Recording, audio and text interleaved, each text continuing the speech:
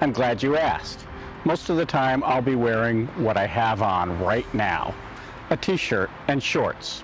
Of course, a t-shirt and shorts is not going to keep me comfortable and safe. So over that, I'll be wearing my AeroStitch R3 tactical riding suit.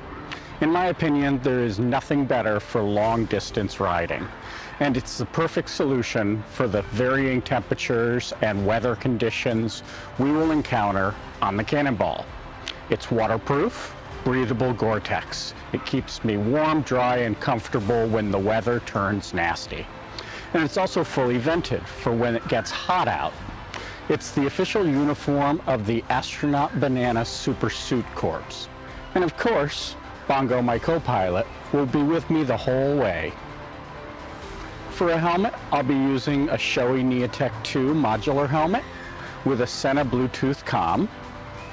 On my feet, I prefer just regular everyday Gore-Tex hiking boots.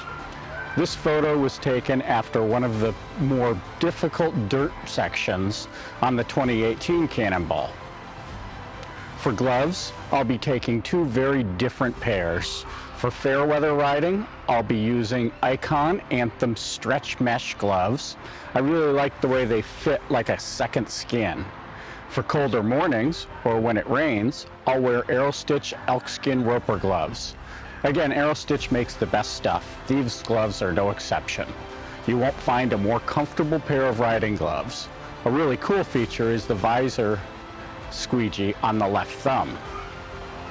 Depending on what kind of post-pandemic world we run into along the way, I may don this Bar Harbor themed portable air filter unit.